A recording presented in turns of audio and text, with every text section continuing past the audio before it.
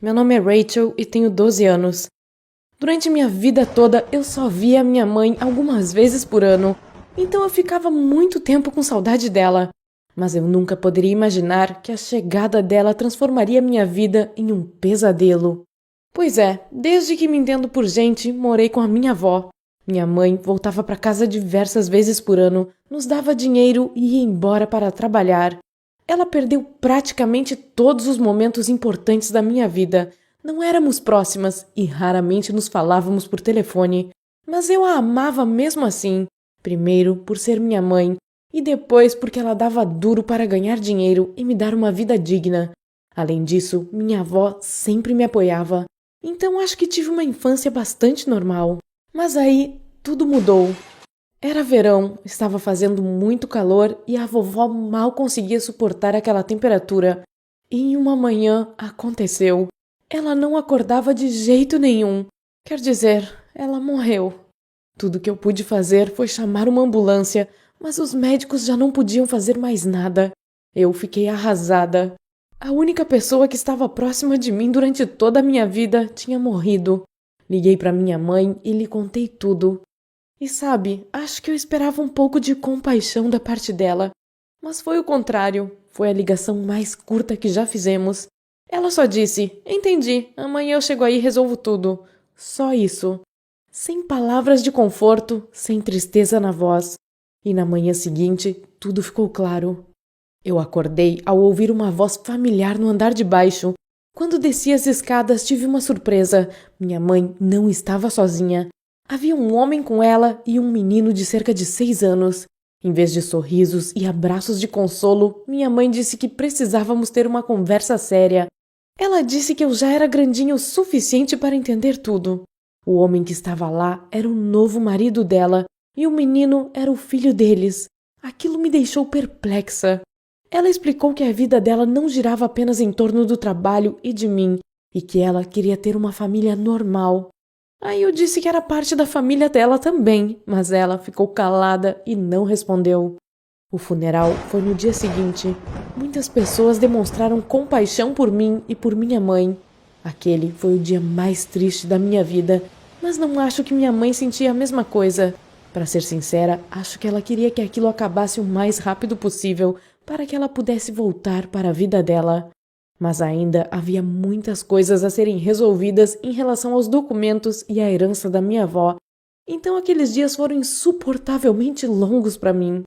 Eu não sabia o que aconteceria comigo e, além disso, eu fui totalmente ignorada dentro de casa. O marido da minha mãe não falava comigo e, para completar, proibiu o filho deles de brincar comigo. O único momento em que ficávamos juntos era no jantar. Mas eu era mandada para o meu quarto o mais rápido possível. Eu me senti totalmente solitária, mesmo com a minha mãe em casa. Mais ou menos uma semana depois, ela me disse para arrumar minhas coisas. No caminho, explicou tudo. Disse que o marido dela não queria que eu morasse com eles. Então minha mãe pediu a uma prima se eu poderia morar com ela na periferia da cidade. Eu nem sabia que existia uma prima dela. Mas também não tinha ideia de que minha mãe tinha outra família, então... Ela também disse que voltaria para me visitar com mais frequência, pois agora eles morariam na casa da vovó, então ficaria mais perto. Eu fiquei furiosa ao saber que o marido da minha mãe estava nos impedindo de morar juntas, mas era melhor morar com a prima dela do que em uma casa com um homem que não gostava de mim. Uma mulher estranha veio ao nosso encontro quando chegamos. Minha mãe disse que me visitaria e me daria dinheiro, então nada iria mudar. Quando ela estava prestes a ir embora, eu tive um sentimento muito ruim, mas ela me acalmou e me animou. Me disse que nos veríamos em uma semana e que tentaria convencer o marido a me deixar morar com eles. Eu torci para que aquilo acontecesse mesmo. Enquanto isso, fui deixada com uma pessoa totalmente estranha. Ela mostrou o meu quarto, que parecia mais um closet, tomou meu celular e disse que eu poderia usá-lo só com a permissão dela. Eu não gostei nada daquilo, mas não tive escolha. Passei a primeira semana no quarto, lendo alguns livros e esperando o fim de semana chegar para ver minha mãe. Mas ela não veio no sábado, nem no domingo. Eu quis lhe telefonar, mas a prima dela me proibiu de usar meu próprio celular. Segundo ela, minha mãe disse que tinha muito trabalho para fazer e que não poderia vir desta vez. Depois de uns 2 dias, comecei a ficar muito apreensiva. Alguma coisa estranha estava acontecendo. Eu tinha um sentimento ruim em relação a tudo aquilo, então resolvi roubar meu celular de volta. Enquanto minha tutora estava na cozinha, entrei no quarto dela e comecei a procurar meu celular nos armários dela. De repente, ouvi uma tosse rouca atrás de mim. Ela ficou furiosa, gritou comigo e me trancou no meu quarto. Disse que eu ficaria lá até de manhã. Mas eu não iria ficar ali nem mais um minuto. Arrumei minha mochila rapidinho, peguei uma cadeira e quebrei a janela com ela. Eu ouvi os gritos do outro lado da porta. Ela estava correndo atrás de mim, tentando me impedir, mas consegui saltar rapidinho pela janela. Eu fiquei com medo, mas só tive que pular de um andar. Quando caí lá embaixo, simplesmente corri sem direção. Eu ouvi os gritos dela atrás de mim. Pensei que ela me perseguiria por um tempão, mas depois tudo ficou bem. Eu tinha conseguido escapar. Fiquei caminhando na beira da estrada quando ouvi um carro parar atrás de mim. Umas pessoas boas me deram uma carona para eu chegar à cidade. Eu estava tentando voltar para casa rapidinho para contar tudo para minha mãe, mas quando cheguei lá, vi uma placa que dizia "à venda" bem na frente. As portas estavam fechadas e trancadas e não tinha ninguém lá dentro.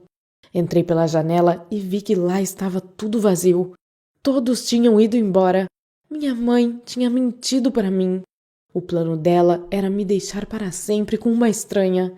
Eu estava quase desmaiando de tão cansada, então resolvi passar a noite ali mesmo. Isso também me daria tempo de pensar no que faria depois.